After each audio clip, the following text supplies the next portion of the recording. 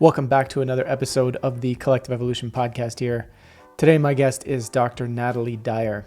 Natalie is a research scientist with Connor Whole Health at University Hospitals, as well as Susan Samueli Integrative Health Institute at University of California, Irvine, and president of the Center for Reiki Research. Natalie completed her Bachelor of Science degree at the University of Toronto, doctorate in neuroscience at Queen's University, and postdoctoral fellowships at Harvard University and Harvard Medical School. She has published many scientific papers and book chapters on postmaterial science, psychedelics, and the therapeutic effects of integrative medicine practices, including Reiki, yoga, acupuncture, and mindfulness. Natalie is also the co-editor of the books Expanding Science, Visions of a Postmaterialist Paradigm, and the forthcoming book Infinite Perception, The Power of Psychedelics for Global Transformation. She is also an energy medicine practitioner specializing in Reiki and North American, European, and Tibetan shamanic practices. She lives in the woods on the east coast of Canada with her husband and visionary artist Louis Dyer and their daughter Ivy. In this conversation with Natalie, we discuss her work as a postmaterial scientist and how she became someone who was researching the effects of things like yoga and energy medicine and other forms of biofield healing. We also talk about how the field of postmaterial science is growing and what these findings mean for the nature of what it means to be human and sort of where this could take us in our understanding of life. Plus, we talk about a whole lot more. With that said, let's get to a quick message on how we support this podcast and then enjoy the show. Welcome back to the show, Natalie. It's been a little bit of time since we last connected, but it's good to see you. How's everything been? Yeah, it has been a while. I was thinking that earlier, like, oh, how long ago was the last time we talked? But I'm happy to be back. Yeah, everything's great. Have a baby now. That's the biggest change. But Nice. still doing the research, still doing the work, and happy to talk about it always. So good to see you. Cool. Sounds good. And yeah, and a lot has changed in the world since we last connected and spoke in this way. But let's just dive right into sort of setting the framework for this conversation, which I kind of want to hear from you so the audience is all on the same page. How did you arrive at this moment in your life where, you're studying and exploring this subject called postmaterial science and healing and energy healing and all this sort of stuff? Like, how did you land there as a person in your journey? Yeah, really good question. So you can go like back when I was 2. No, I mean, originally, like I was a naturally spiritual person. We can talk about what that means, but just felt like there was more to life than, the standard narrative of that we're born into in this culture anyway. Yeah. And was really just drawn to truth. My parents were very emotionally dysregulated, we can say. So my home environment was very tumultuous and frankly ridiculous in terms of overreactions, abuse, that kind of stuff. And so that caused a lot of questioning. There's got to be more to this. This isn't, the way to live. And maybe my home is elsewhere and all these kinds of things that I think a lot of people with trauma can relate to, like this seeking that happens. And just this connection, this like innate connection to something beyond, something fundamental.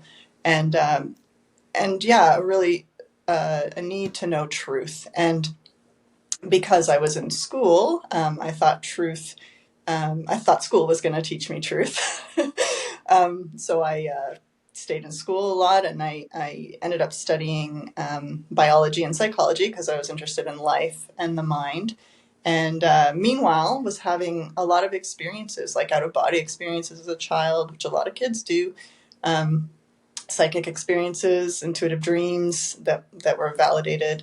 And in school, including university and undergrad, that was all pseudoscience, which is a ridiculous term, as you know, and was just make believe, happy fantasy land. And so I was very disappointed in the education system, but I stayed in it because I was really interested in the mind and the brain. And so I started a PhD in neuroscience, which was kind of the bridge between biology and psychology, and continued to have these experiences and just had like one day where I was like, wow, I can scientifically study these things, like, and people have in the past, like, and when you scientifically study this phenomenon, whatever it may be, whether it's near-death experiences or Reiki, energy healing, any of that, it's no longer pseudoscience because you're using the scientific method to study it.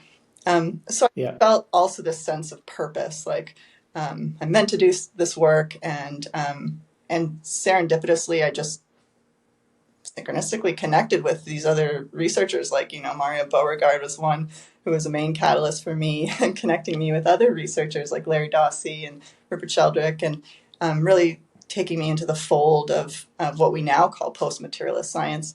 And it's just really unfolded very naturally. And there's at the beginning, when I tell a colleague in my neuroscience lab that I wanted to study meditation at the time, which was maybe around 2010, he was like, "That's ridiculous. That's pseudoscience. Don't get into that."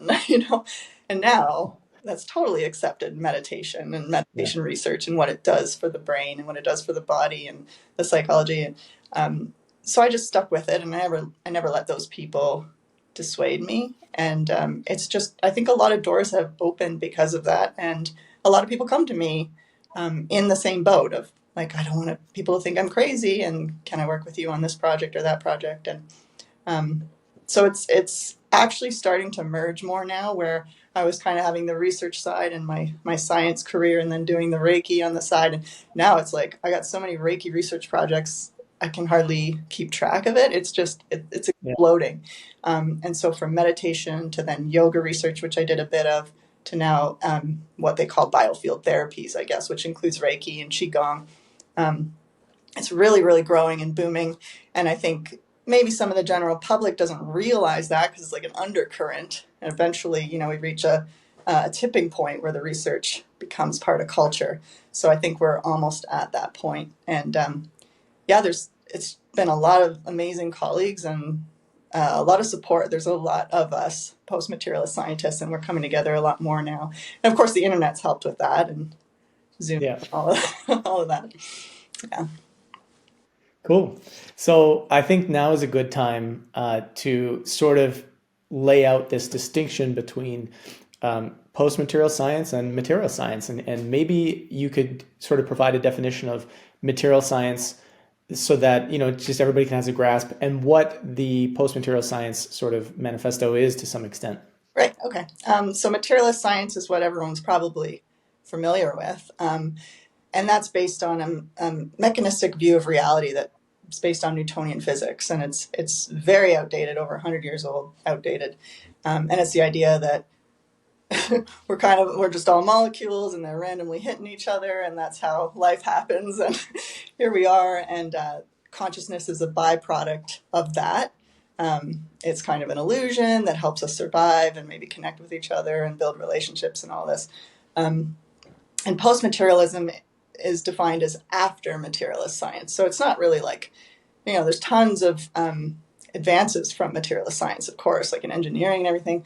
And we're not saying that's all garbage or to be thrown away. It's like, okay, let's move beyond that view of reality to a broader view of reality that encompasses what we've learned since then with quantum physics, for example, and understanding that that the mind, intention, consciousness is an active participant in how reality unfolds, and that consciousness may not be a byproduct of brain activity. It may be actually fundamental nature of reality, because we see how much of an effect the mind can have on physical reality, on particles, and ideas such as entanglement and even teleportation and all of these things, which have been demonstrated, at least at the quantum scale, not necessarily at the macro level of human bodies yet.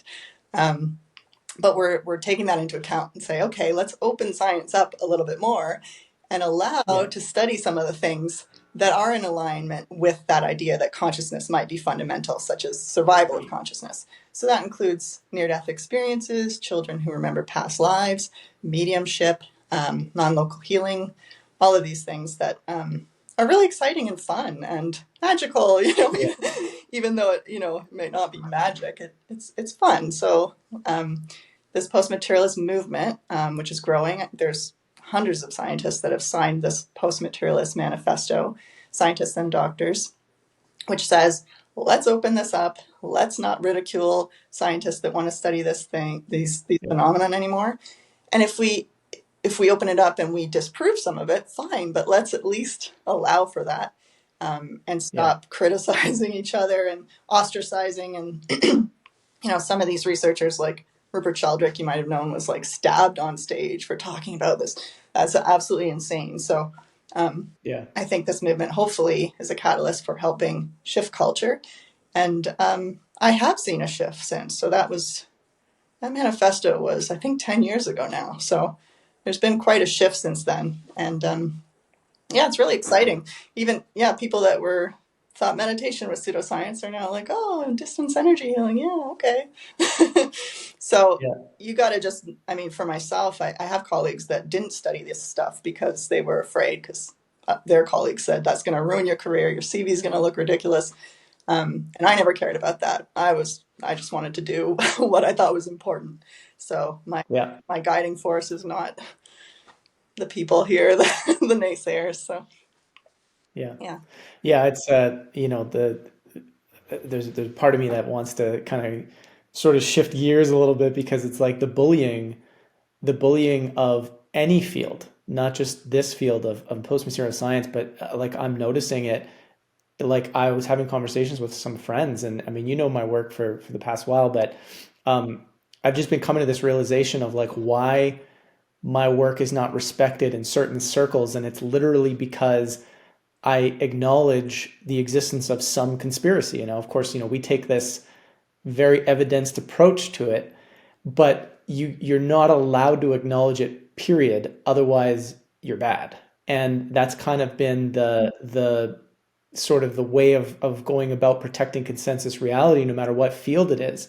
And I find this to be such a challenge, because it's like, at least in my experience, the naysayers have essentially stopped me from even being able to have like a sort of a career with what I'm doing easily. It's become very, very hard. And I'm wondering, is it possible, like, is there enough support in the post-material science world where having a career in it for lots of people, not just a select few, but lots of people, is a possibility? Like, is this emerging where people can have a financial career pretty easily? I wouldn't say pretty easily. um, I do get a lot of students emailing me frequently, asking to work, do their PhD on this stuff. And I can't support that. The way I started was I joined Ellen Langer's lab at Harvard, and she's incredibly open-minded and loves to have a lab mixed with all kinds of different people. My background was neuroscience with animal models, and it was a human mindfulness lab. So she took a chance with me. But while I was there, this is what I mean with serendipitous and just like doors opening. Like, it was just amazing that I ended up in that place where I could do these studies on the side. So I didn't get paid for a long time. So the first Reiki study I did there, I did a psychedelic study there, and all of that was volunteer. I mean, that was just passion projects, I guess they call it, unpaid. Yeah. Um, and just with, I guess, the thought of I'll just keep doing these on the side, and maybe someday it'll be funded.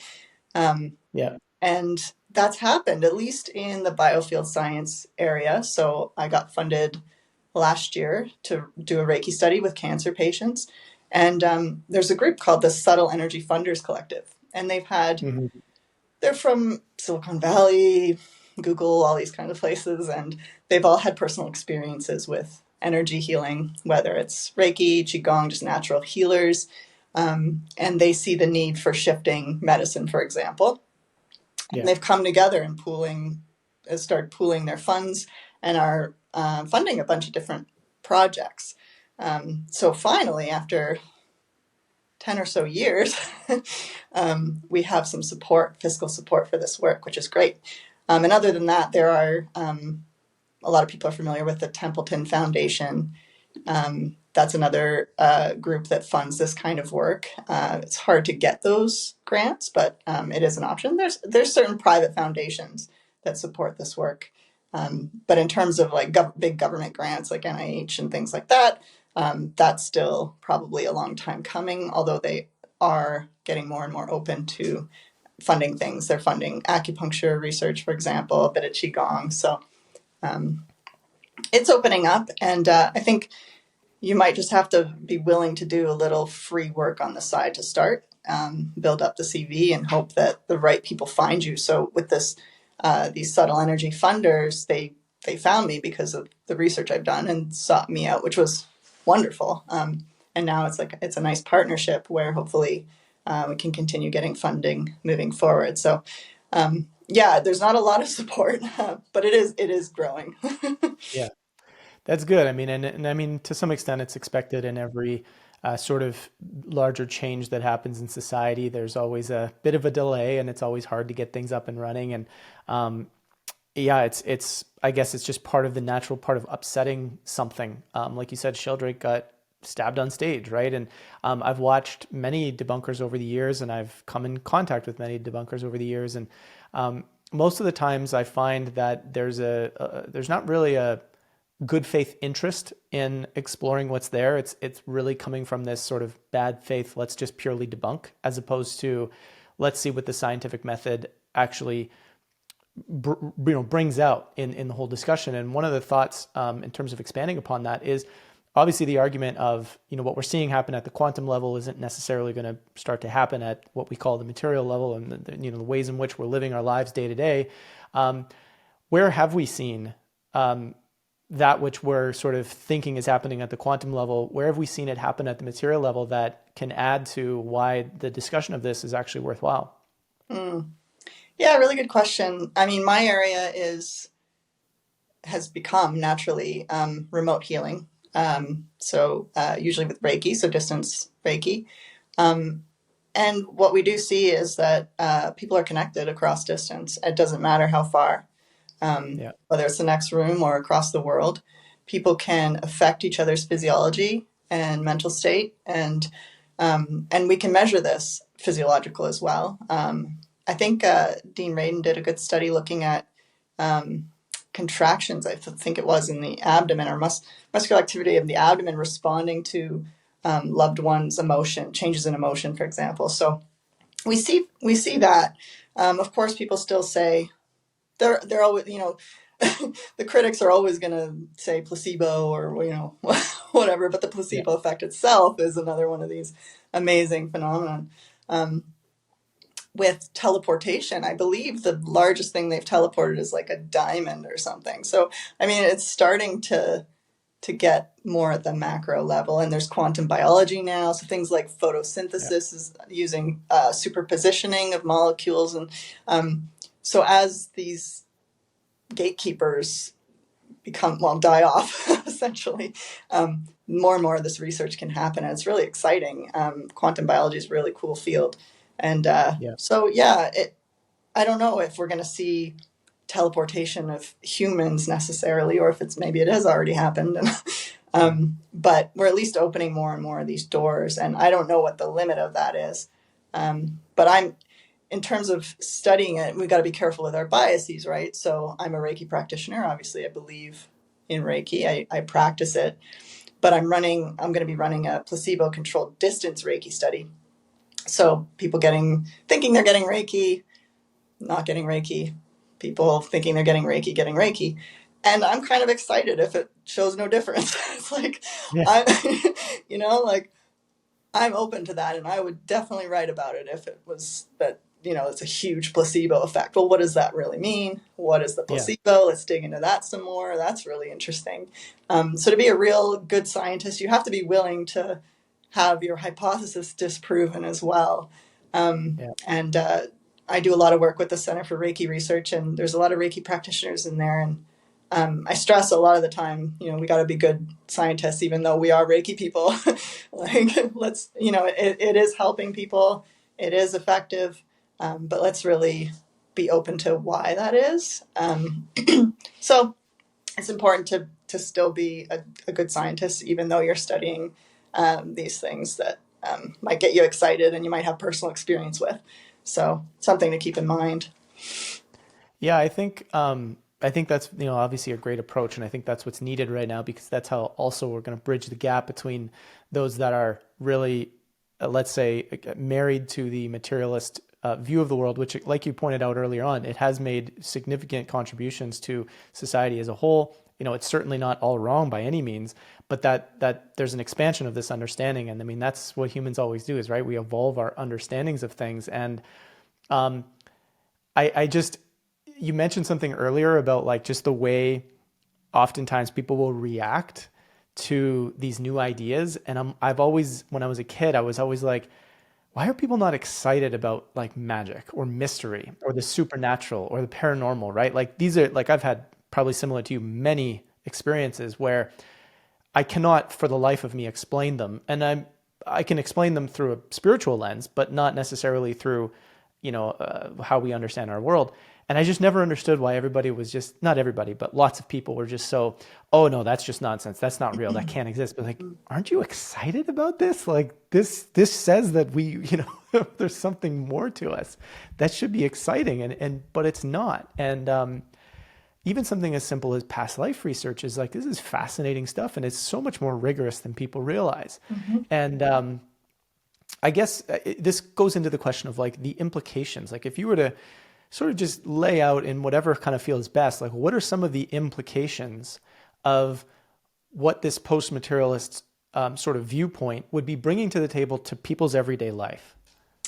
Oh yeah, there's a lot of implications, especially with violence. And I mean, so the underlying idea might be that consciousness is fundamental and that maybe we all share in one consciousness, and that we're all these playing these roles of subjectivity, and then kind of collecting data and bringing it back to this one mind, if you want to call it. And that changes how you view other people. Obviously, it's we're all reflections of each other. You are me, I am you. So are we going to be competing as much over resources, or are we going to be cooperating more? Are we going to be going to war as much? Hopefully not. So it really changes our view of each other, and hopefully should reduce violence. I mean, I did a study with Mario Beauregard on universal love, which is this idea of infinite love that's connected to this one consciousness. So it's a transpersonal form of love. And people that are high in that, so people that believe that we're all one, and that they score much lower on anger, aggression, violence, narcissism, all of these things that are largely a big part of the problem in the world. Yeah. And cultures that believe that we're all one, obviously they're not going to be fighting as much. And if there happens to be one person who forgets that, the community can, love them back into a universal loving state, hopefully. So I think the biggest implication is probably, reduction in violence, hopefully, and just opening up all these different fields, changing our view of mental health and physical health, and making medicine much more comprehensive, and finding out root causes of issues. And it changes everything. Yeah.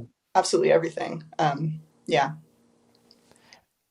And I think that's meaningful in a lot of ways that people may not really realize, because a lot of times when we think about our existing world as it is today, we're like, yeah, well, we're so advanced. We have all these like cool things going on. We have advancements in virtually every area of technology, and look how much we're living longer, all these things. But it's like, well, keep in mind, this is sort of like the nature of our current moment is that people are losing trust in all of our institutions, and people are becoming more polarized. We are still fighting. The average age of death is starting to drop again. Look at general health, look at general mental health, right? Something is not working. And I think it's a multitude of factors, but you just touched upon the fact that changing our underlying worldview from that of this pure sort of random materialist perspective, or let's say there's also a lot of people who hold religious beliefs, but to this more fundamental understanding that we are one and we are connected. I think it's hard for people to even wrap their minds around like how that shift in worldview would affect them every day, because it's not this deep embodied understanding. Right. But I guess the question is like, is this something that might just take, generations and generations of having people born into these ideas before we start to see it in our physical reality? Or do you sort of sense a moment where there's almost a critical mass of people acknowledging the reality of this, and that may really just start to reshape culture? Yeah. I think about this a lot because I see, well, through social media, this definite shift in towards spirituality. But at the same time, it's in like a Western materialist, like spiritual narcissism. I'm kind of concerned. um, so I'm hoping, I don't know what's going to happen. And, for a long time there, I'm like, there's going to be this great shift, this great shift, this great shift. And there is. I still believe that. Yeah. But I didn't expect all of this, it to become trendy in a narcissistic kind of way and to be used for like, oh, like use your spirituality to become rich. And Yes. it's Yeah. just gotten kind of crazy and very ungrounded as well. A lot of Mhm. people channeling things and just saying stuff, and I just feel like it needs to be grounded. We need to be balanced.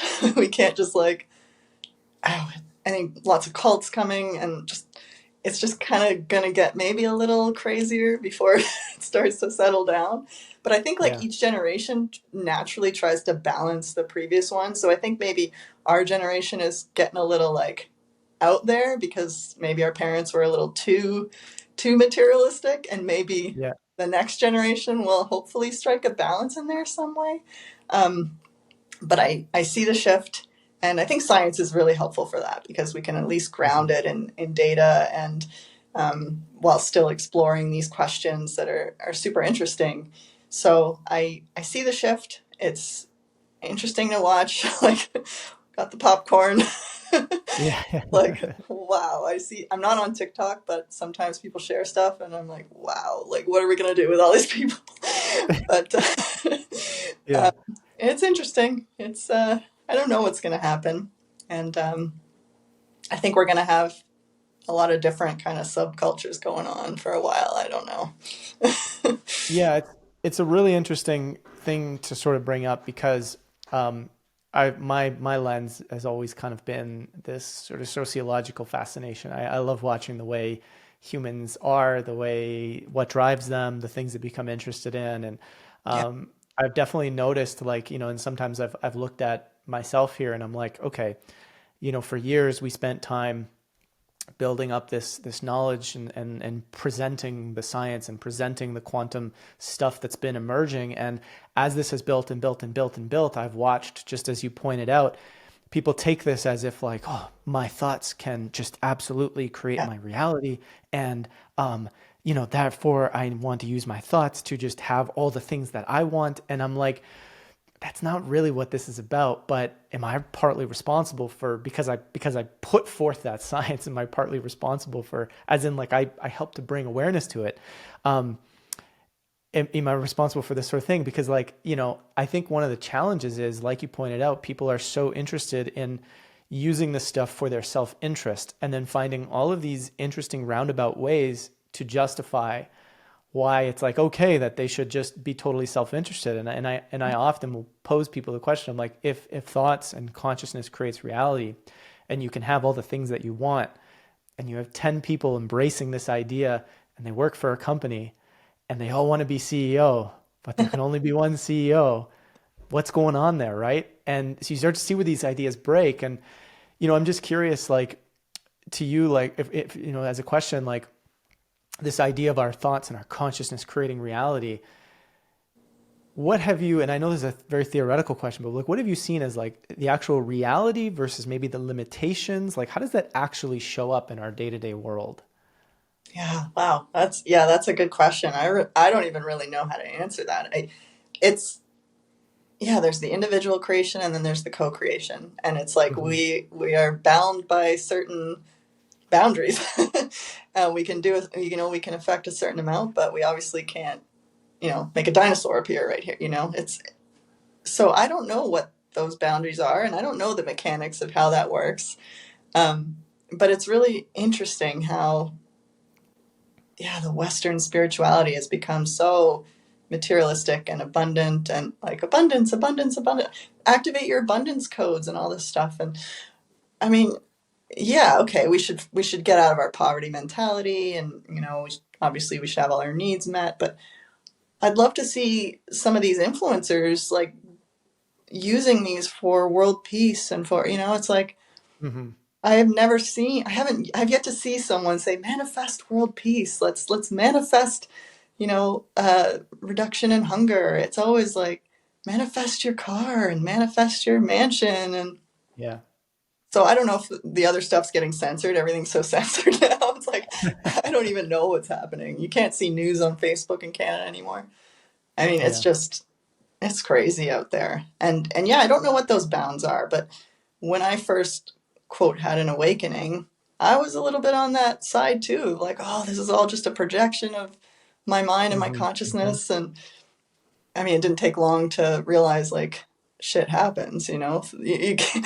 people people die, and accidents happen, and there's a little bit of a potential randomness to it as well. And there's factors at play that we don't see, and maybe the implicate order or whatever. And it's not only just our consciousness, but we have our unconscious and all those guiding factors, and our shadow side, and all the unresolved things that are also creating um, maybe unhealthy behaviors for ourselves. Or so yeah, part of that narcissist spirituality thing too is like cutting people off. And yeah, it's just It's a tricky space to navigate, and it feels as though a lot of the conditionings and a lot of the traumas and a lot of the aspects of ourselves that has sort of been entrained by the previous sort of experience and worldview and generational stuff, and is kind of making its way in different ways into the understanding of these ideas.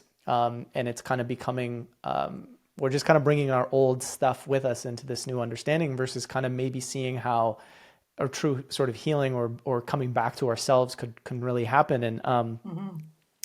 one of the things that I've often brought up, because I wrote an essay on this. I was trying to answer this question as best I could. I'm not a scientist per se, but I've had so many ideas around what is the limitation of consciousness on our reality. Because not to pick on the guy, but when I listen to Joe Dispenza, I'm like, yeah, there's some interesting stuff he's saying, but there's fundamentally it almost feels like this is being oversimplified to bring people to his course and to bring people to his retreats. And I I'm not trying to pick on that as much as I think it's actually causing a bit of an issue, which is that people are not understanding the limitations of the consciousness.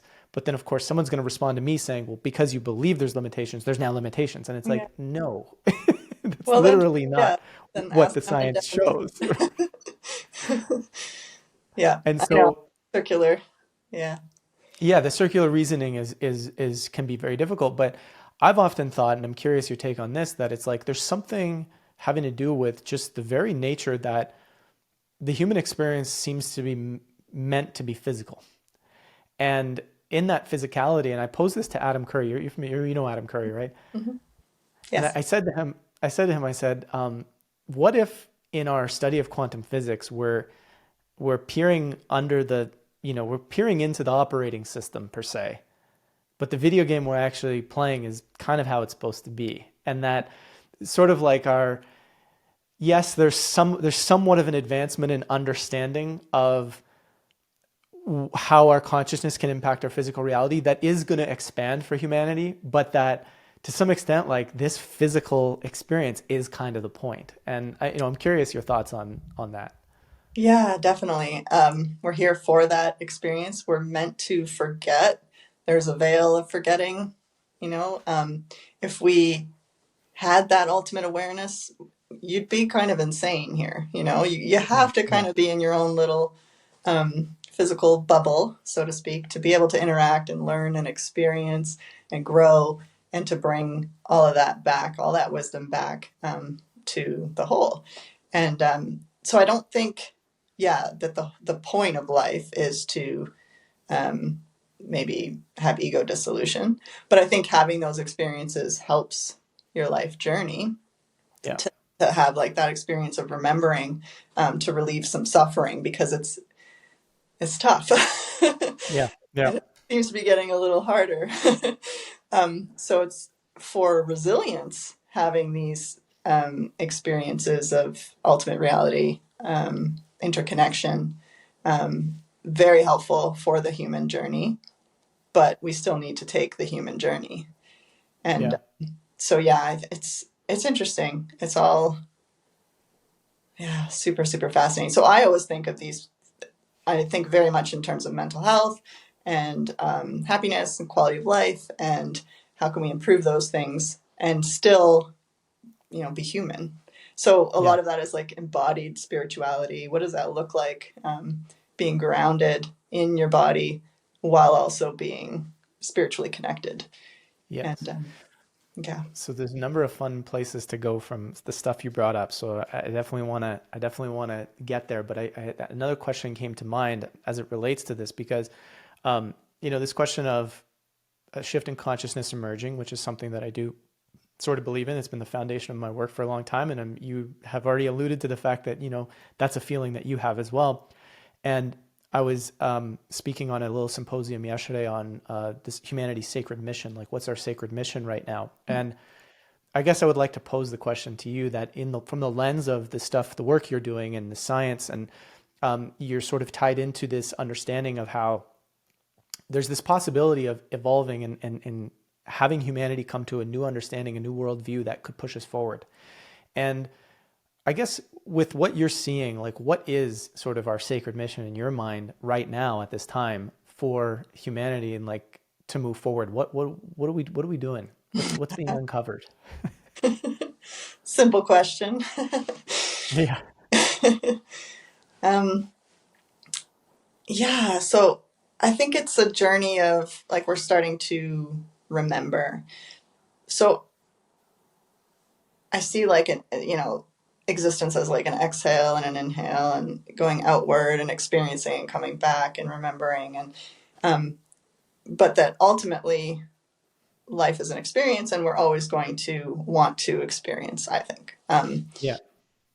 I don't think we're going to get enlightened and then that's it. It's, I don't know who said it, but you get bored. Let me play with reality. Let me play with form. And so I think we're kind of we've gone so far out into the forgetting, so deep into materialism. And now we're starting to go back. So the inhale back into source.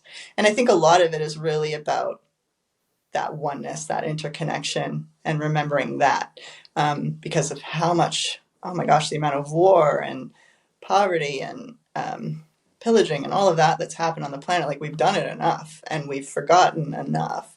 And I think the journey now is to, remember that and to act that way, to embody that knowing. Even myself, I mean, I'm not like, I may understand these things or know these things, so to speak, but I don't always behave in alignment with that. So on the personal level, like always checking in, like, am I really behaving in a way that I think that person really is part of me? No, like I'm judging that person, or I'm not. I got work to do. I think we all still Yeah. have work to do. So on the personal level, continuing that work and trying to stay in that remembering. So it's the same with like mindlessness and mindfulness, like how often we end up in automatic pilot or we start having these narratives in our head or imaginary conversations. It's like, hold on, bringing it back to the present moment. So it's like a muscle. We got to keep exercising that. And maybe the idea is that the next incarnation you don't forget. And what does that look like? I don't know. Mm-hmm. But on the personal level, like I still got work to do. I may have woken up or whatever, but it's a daily practice. And then sharing that with others so that you can ripple that out as well. So Yeah. for me, that's kind of the theme that I think. So being mindful, being in the present, knowing that all there really is now, and keeping in mind that interconnection and trying to not be so reactive, working on our own demons, so to speak, cleaning out that shadow, and then doing that with the collective. So helping other people do that. So it's like that microcosm, macrocosm. So I think that's a lot of the work there. And how do you keep that connection strong despite life? So I mean, Mm-hmm. for example, I was having a great old spiritual time, all meditating, enlightened, and then my mom dies, you know? It's like, Yeah. what the hell? Like, so that throws everything out of whack. And all of a sudden it's dark again, you know? And having to rediscover, turn that light back on and put what I believe into practice. Like, I believe in life after death, but she left and I was like, I don't know, like, really? Like, is it true? Like, I sure hope so, you know? And needing to turn that light back on. So I think Yeah. we can become as enlightened as we want, but like I said, shit always happens. Things happen. You get tested. Um, it's never going to be perfect. I don't know if that exists. And then helping each other reignite that light when we've lost it. Walking each other home, as Ram Dass said, super important. So when I lost that light temporarily, or had the illusion of losing that light, there were people there to hold me and to help me, until I naturally, rediscovered that within myself. So I think that's really, really important. And that goes back to the interconnection and putting what you believe to practice. Yeah. Yeah. Nice. Well said. And yeah, I think it's, one of the big takeaways from that is hearing you say essentially this understanding of coming back into unity, coming back into connection, it's sort of like that initial worldview proposition that you made as sort of the implications of this post-material science, and how that can shift. Humanity's at this turning point, this crisis point, right? Whether you want to look at it from an environmental perspective or the fact that there's wars everywhere, the mental health crisis, whatever it might be, we're clearly at a turning point, and something different has to emerge. And maybe that's what it is this sort of understanding of a new worldview that brings us closer and back to each other. And you've said the word spiritual several times, and I want to get your take on how you define spiritual and spirituality. Yeah. It's a good question. And I've thought of it sometimes because, yeah, so many people, it's a word, it's getting super popular now too. Like, I'm spiritual, not religious. And yeah, what does that mean? Yeah. So spiritual, spirit, obviously. So I used to always think of it as like a belief in spirits or energy, consciousness beyond just the physical. So spirituality, yeah, it's a really good question. So for me, it is a way of living, where you acknowledge that this reality is, obviously not all of reality, an aspect of reality, and a temporary experience, and that we are much greater than this. And an area I really focus on a lot is that consciousness is fundamental. So I think of it a lot like that now, that in terms of survival of consciousness, existing prior to incarnation. So that's really the way that I think of it, rather than like, pulling tarot cards or. Right. Yeah. And so how would that sort of in a practical sense affect the way you see like nature and the natural world around us? Mm-hmm. Oh yeah, definitely. So that consciousness, I don't think is limited to humanity. I feel like it's like a fractal and there's different levels. So you have your ultimate consciousness for your personal self, your super consciousness, and then maybe there's like a human consciousness, and then a bigger consciousness with animals and plants. And so it definitely makes you connect more with nature, kind of like panpsychism or animism, where consciousness creates all of reality. So even a toaster has like consciousness at its core. Doesn't mean that it's sitting there thinking about the bread, but there's like this rudimental nature, where consciousness, like the observer, is everywhere, and that it's all connected as one like fractal blanket kind of thing is how I've had it like visually seen before. So I mean, like, it's definitely not limited to humans. And in my Reiki practice, I've connected with cats, as you know, and other animals, and their consciousness is very similar to human consciousness. It's quite interesting. Yeah. Yeah, it's certainly interesting, and we can go there a little bit, but I wanted to ask sort of one more follow-up question to the previous one, which is kind of like, um, with that spiritual sort of connection, and especially as that affects nature, one of the biggest challenges that human beings have right now is we've almost separated ourselves from nature. Like you know, there's nature and then there's human beings, and like, you know, it's not the same thing. And we see as a result, we've developed these like societal systems that are just pillaging and dominating and built on the constant consumption of nature. I mean, eventually it's going to just take over nature entirely. Do you think that if there was a sort of spiritual connection to earth and to nature, humanity would be doing what it's doing? No, definitely not. No, absolutely not. Yeah. I mean, I you just have to go into any mall or any store and just be like, it just kind of makes me sick sometimes. All of Mhm. the just the plastic, the good, like how much clothes, all the stuff that's just sitting on shelves, and how much we've just taken so much that we don't need, and how much just gets thrown out. And I mean, it's sickening, really. And you see that with indigenous cultures that already have that understanding, and they, you know, when they hunt an animal, they thank it, they use all of it, they don't take more than they need. And so it's, yeah, it would absolutely shift the consumerist society, 100%. Mhm.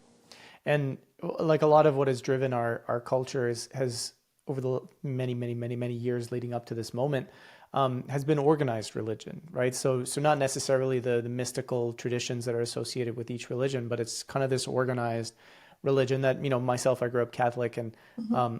I never felt a connection to something bigger than myself through that religious practice, which is why I left it very early on in my life. But do you think that when people say that the organized religion is a sense of spirituality, how would you sort of observe that, and maybe have a conversation about that, in the sense of like, because obviously it doesn't seem to have led us to a connection to Mm-hmm. something greater than ourselves, in a Yeah, sense. Like it has, but it has not. And I'm curious what your thoughts are. no, that's a super good point. I grew up Catholic as well. My family weren't so much, but I went to the Catholic school, and oh yeah, there was no connection to nature at all, um, or any feminine side, at all. And I don't want to get into like patriarchy kind of stuff, but it is kind of like that, like God the Father, um, and that's it. And but not all Catholics historically were that way. Hmm. Um, Hildegard von Bingen, who was I think a 12th, 11th century nun back in Germany, really emphasized like we need to connect with nature. Nature is part of God too. This is God's creation, and working with herbs, and if she wasn't such a strong nun, I mean, she was so smart in the way she presented things. She would have been burned for that. Like she was Yeah. out there growing herbs, making, you know, potions for different things, and even using different animals for, yeah, anyway, it seems like it's, you know, witchcraft, or what they would call witchcraft, but really she was just like, we need to stay connected to nature. And she wrote to the Pope and all this, and a lot of that wisdom just kind of went away. And I just discovered her a few years ago. I was like, holy gosh, she's like a genius. I mean, she made plays, she wrote incredible music. It's on YouTube. It's still got millions of views. I mean, that's success. Like 11th century music on YouTube has got millions of views. Good job. So she was really passionate about like, this is all God. This is all creation. And why are we separating ourselves from nature? But yeah, absolutely. In terms of Christianity, that's been my experience. But for me, oh my God, nature is so important. I live in the woods. You live in nature as well. Living in the city, really, when you're mindful, it depends on the person and your personality and all that. But for me, I will slowly start to suffer if I live in a Mhm. city. because I'm picking up everyone's stress. I'm feeling very ungrounded. All of the, the lack of trees, it's very unhealthy for me, psychologically and physically. So it's absolutely essential for me that I live in nature, at least on the long term. So to me, nature and spirituality are the same thing, really, because it's the manifest world. It's the exhale of God. It's the creation. Mm-hmm. Now, of course, like some people say, don't worship the creation, worship the creator, or don't worship at all, But, and I think that's interesting when the word, so there's a lot of negative connotation of the word God. A lot of people associate it with that man in the sky. I don't. But it seems to have been replaced now by the word universe. And I find that interesting. And I used to say like, oh, the universe, like, thank you, universe. But the universe is the creation, not the creator. And I think that's a really interesting shift that's occurred lately. And I wrote about that a little bit, and a lot of people agreed, but some people got really mad about that. Mm-hmm. So, yeah, I don't know. All very interesting. It's all part of one. But there's a hidden nothingness that is the ultimate truth. And I often think of consciousness as nothingness, just what is nothingness? Well, you can't really call it a thing, can you? But what's behind everything? What's not spatial at all? Awareness, the witness. Yeah. And then everything comes from that. Yeah, I kind of want to sort of focus on two more things as we sort of get close to capping this off here. And one of them is I want to ask about some of your favorite post-material science studies that are maybe some of the strongest pieces to that show interesting results, and maybe one of them is something that you've directly been involved in.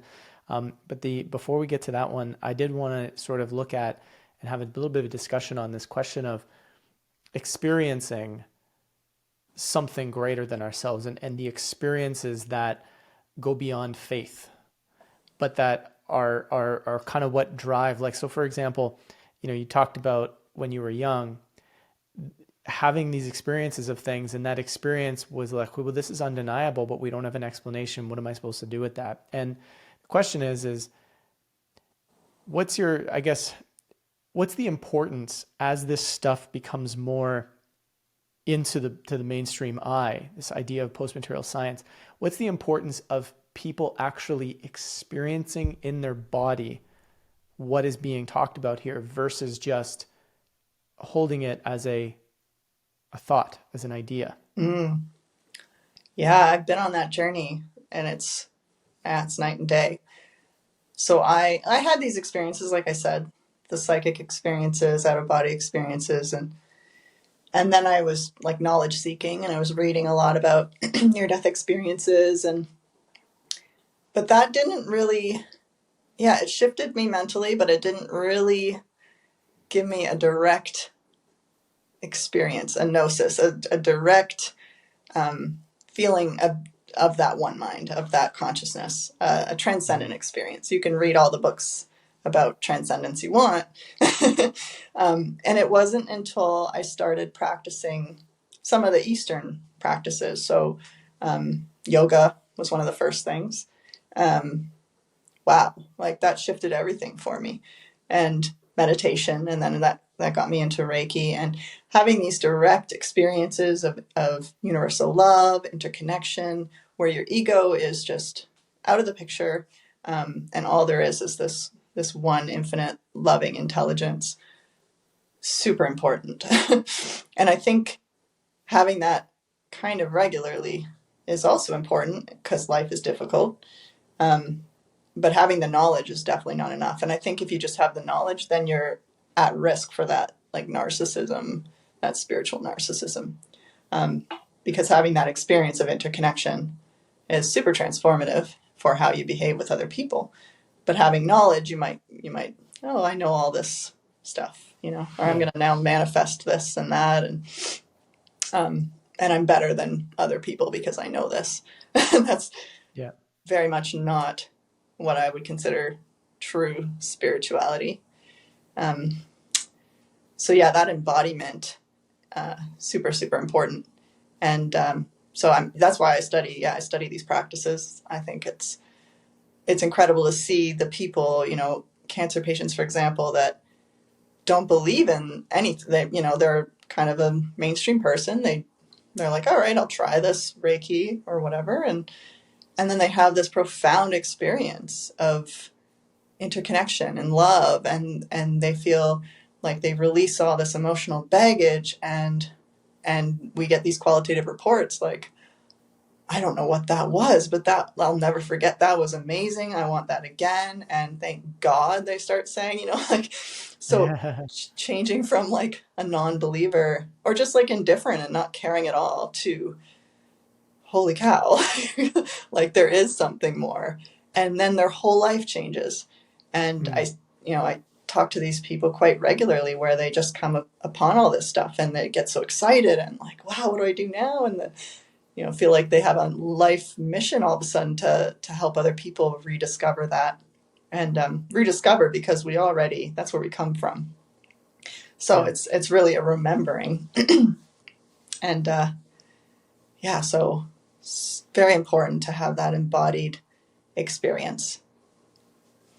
So would you say, in a sense, that sort of this deeper connection to others and maybe a change in the way that we live our lives and almost want to create, let's say, benefit for the whole, benefit for the commons, in a sense, is that an emergent quality of like actually embodying and experiencing this, I guess, like sort of post-material, all conscious connected phenomenon?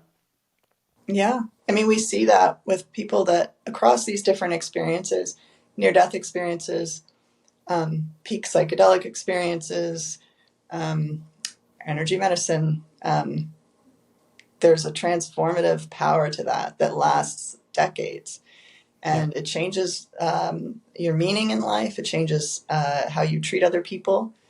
It changes your own self-compassion, just giving yourself a bit of a break and not being so hard on yourself. And that's been studied, these transformative experiences, and very, very important. And yeah, psychedelics is a whole thing. Obviously, it's getting super popular, and I don't know where that's going to go, but it does have the power to do that if taken in the right set and setting and the right circumstances. And near-death experiences, you can't obviously create that, nor would you want to. So some of them are spontaneous, but some of them, like going for Reiki or going for a mediumship experience with a legit medium, because I'm sure some of them aren't, is super transformative and can turn an atheist to a spiritualist in seconds. Yeah. This is, I think, one of the challenges of our existing, even, let's just call it even market dynamics, right? And regardless of human condition, just existing market dynamics incentivize almost like the abuse of so many of these ideas, the oversimplification, the cashing in on the trendiness, trying to profit off of it. All these different things have made it so it's really difficult to navigate this space, and it's very easy for the debunkers to point, look how ridiculous that example is, while ignoring all of the legitimate stuff over here. And I think that's been one of the most fascinating aspects of all of this, not just in this field, but others as well. So what I'm hearing you say in this is almost like, as we're in this moment that is now starting to be widely acknowledged by even the mainstream as, this meta crisis that we're experiencing, which again is defined by this loss of trust in institutions, loss of meaning and purpose in life, mental health crises across the board, environmental degradation, all these different things are happening. I think in the mainstream lens, even the World Economic Forum is calling it a poly crisis, and which is funny because I think they're actually talking about something that I do believe is legit, even though they're often their ideas are the kind of stuff that's creating this. But I'm almost hearing you say that like the solution to a lot of this stuff that's driving everything, this lack of meaning, this lack of purpose, is having an experience like this. And, so the question becomes like, for you in your mind, with your background, what you've studied and what you've seen, what would be ways for people to like directly experience this? Well, there's the practices, meditation, yoga. For some people, there's so many different things you could do. Some people don't like meditation. Some people have bad emotions come up when they meditate. So it's really Yeah. an individual basis, but I would recommend trying a few things. You could do this, go the psychedelic route, although I'm hesitant to recommend that people do that. But that's a very quick, quick way to potentially have an experience like that. Yep. And I think going for Reiki or some kind of energy medicine treatment can be pretty profound in a very gentle way too. And that's really a foundation, a lot of love. It's a very compassionate, loving experience where you're guided with another person. Whereas meditation, it might take you, depending on the person, it might take years and years and years before you actually reach that state of transcendence. There's Yeah. holotropic breath work. There's a lot of different things that people can try. Um, Fasting. I mean, I don't really do a lot of the fasting, or I haven't done holotropic breath work, but I've heard it's pretty amazing. Um, I'm a Reiki person. I would recommend getting Reiki. Um, I think those are really the main. Yeah, going to a medium if you've lost a loved one. A Yeah. well, um, one with a lot of great testimonials, one that's actually really good, that can actually profoundly change your life. Um, those are a lot of them. I don't know if I missed Yeah. some, but No, it's definitely all good stuff, and ecstatic I'll dance, add. drumming, Yeah. shamanism. I'll add just by saying, even from like a nervous system, somatic health perspective, the challenge, and I've seen this happen with, let's say, some of the more aggressive routes, which can be like, for some people, holotropic breathing. If you're high anxious, high stress, that could actually be very difficult, and it maybe not be something you want to do. Mhm. Likewise with the psychedelic route. But Yeah. it also can be depending on the person, right? And this is, I think, the thing that I really enjoy, just the idea of like starting simple and starting in a way where you can explore very gentle forms of this. Hmm. And like a medium, like even mediumship is such an interesting one, because if you do go to someone that's good and not just like, I'm going to tell you a whole bunch of vague shit that means nothing, but legit stuff, immediately how could this possibly be? Hmm. Right? And then your curiosity reawakens, and that curiosity will guide you places, right? But yeah, that's, it's a great answer. And just Yeah. to, if you have something, you want to add something to that? I was just going to say that even Reiki, and maybe this is true of other biofield therapies, I'm not sure, can become a mediumship experience. Mm. I had a client who, I've had a lot of clients with grief lately. It's been a theme, losing loved ones, a lot of people passing lately. And I had a woman who lost her father and her mother, and she can't meditate. She's like, I don't even dream. I don't see anything. Not, super in this materialist world. I start the Reiki session and I connect with her father, and I'm like, please come through for her, like, come on, like she needs you kind of thing. Like we're all working on it together. So I really asked and almost prayed for this, for her to have this experience. And she didn't know I was doing any of that. And then she came back onto the Zoom call and was like, full of tears, like, oh my God, my dad came through. Like, I don't see anything. I never like visualize anything. I don't dream. Like, I can't meditate. Like, but he was there, and just like so grateful. And so all of these kinds of experiences, once you connect with that non-space space, they're all really Hmm. interconnected. Like, you can have a Yeah. mediumship experience and feel like the energy flow. You can have a Reiki and have your loved ones come. I just published a paper last year on the qualitative experience of Reiki, and one of those themes that came up were these visitations from loved ones. So it's really, really Right. interesting.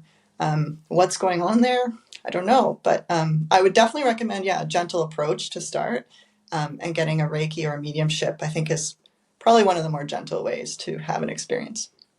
Yeah. Cool. That sounds perfect. And just to jump back again to the question of like, what are some of your favorite sort of experiments slash the understandings that have come from the scientific side of this, post material, or I should say the experimental side of this post material science Mhm. idea. What are some of the your favorite studies, favorite things, favorite takeaways? Yeah. um, I definitely love a lot of Dean Radin's work, intention effects on random number generators, for example. Mm, So the mind affecting physical reality, number outputs. Those experiments are really interesting, as well as um, modifying each other's physiology from miles away. I think that's really strong, where someone's thinking of someone or sending love, and the other person's physiology responds in a certain way. The stomach will contract with negative emotion, for example, or like expand with a positive emotion, um, where the person doesn't really have any idea what's going on. Those are really powerful. Um, Distant healing with placebo controlled designs. There's a few with Reiki that have been pretty powerful, because that's one of the things that always comes up. It's just placebo. You feel like, okay, you think someone's taking care of you, so you're going to do better. But when you think someone's taking care of you and they're not, and you don't do better, that can be pretty powerful. Jim Tucker's work, University of Virginia, on past lives, mm, children who remember past lives specifically. Like there's thousands of yeah. database reports of that. Of course, it's all kind of retrospective. It's those ones are a little tricky, but some of those case studies are just you can't you can't explain that away. Yeah. Where the kid will remember um, people from their past life, and then those people are still alive, and then like it's pretty amazing. There's a few cases like that, or they identify who their murderer was in their past life, and they've actually like gone on to convict the person. Mm, Those are really cool studies for sure. Verified near death experience studies. I wrote a paper with Mario Beauregard on that quite a while ago now, where people have been clinically dead, so off to the morgue, but are actually having these profound experiences where like colors are more vivid. They see what's going on in the room, and maybe they see. So they're called like a veritable experience. So one example is maybe someone's passed or clinically dead, and then they're greeted by their aunt, and they're like, "Oh, why are you here?" Like they thought they were alive, right? And then they come back and their aunt passed away the day before and they didn't know that. These kinds of mm, things are really, really interesting. But, you know, it's all a lot of case studies, and so we really need a lot more funding. There's some really cool research going on now with energy medicine at the in animal models, which I'm not a huge fan of animal models, but looking at their effect on tumor growth and pancreatic cancer, for example, in rats. And with that, the placebo is arguably lessened to a large degree than it would be in a human. And seeing the effect of Reiki or energy medicine on decreasing tumor size is really interesting. And I hope that we start to do a lot more research on that. And I think we are. So those are some areas I really care about. I think are powerful. nice. Yeah, a couple of my passions came up in there. The near death experience stuff is, I think the research on it is absolutely mind blowing in terms of there's something there. And especially I want to sort of double click on the ones you pointed out where there's a number of cases where people have passed and they, rise above their body, they're clinically dead, and they can recall things that have happened in that room that when then they come back into the body they're able to explain it to people. And of course that's impossible for them to know, like how could they have seen what happened over there and over here and over here when they're sitting there dead with their eyes closed, right? Hmm. So those are ways where there is no material explanation for that. You have to open yourself up to something different. And the other one that I love is remote viewing, Oh yeah, and yeah. the rigor on that is Yeah. just astronomical. I mean, Yeah, I it's forgot so about much that so one. that Yeah, that's amazing. yeah, You can't explain that away. You really can't. no, you cannot. You have to expand your view of reality. And I think this is the sort of the crux of where the material paradigm is sort of running into a wall, and is there are too many of these instances that have just an incredible amount of rigor behind them, and they're just going, well, it doesn't matter, right? Hmm. And it's like, well, no, but it does matter because it shifts our understanding of reality, and we have to make space for it, right? So Unfortunately, that's been hopefully, a lot in warfare as remote viewing. yeah, of course. I mean, this is what I find fascinating is a lot of these things. I mean, earlier you mentioned teleportation, and I'm like, well, special access programs, black budget programs in the United States military, I'm sure they may be already doing this, right? And looking at this kind of stuff, and nobody would ever know. But Mhm. trillions of dollars would have been given towards understanding it. So we just don't know because no one's allowed to ask, and they don't have to report anything. So, Exactly. um, you Yeah. know, it's an interesting thing. But um, that's all. That's all I got. Is there anything else you want to add before we cap this off? Gosh, no, I think, yeah, we covered a lot of ground there. It's just all super exciting, and I'm really grateful for you to be having these conversations. And you've been doing it for a really long time, and I think the impact is much larger than you might be aware of. Maybe you are aware of the impact, but how grounded, how much of a critical thinker you are, and how much you emphasize that is really, really important with all the noise out there and all the ungrounded spirituality happening. So I think it's really important to have these conversations in this way. So just thank you very much.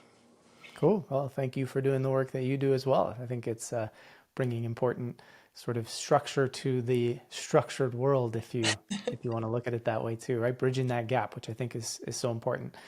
So that's it. That's all. Thank you so much for Yeah. coming on, and look forward to having you on again at some point. Yeah. Maybe when you release a another paper that's or even study that's really revealing. It'd be fun to talk about that Reiki one you're working on. Yeah. I love that. Thanks, Jeff. Cool.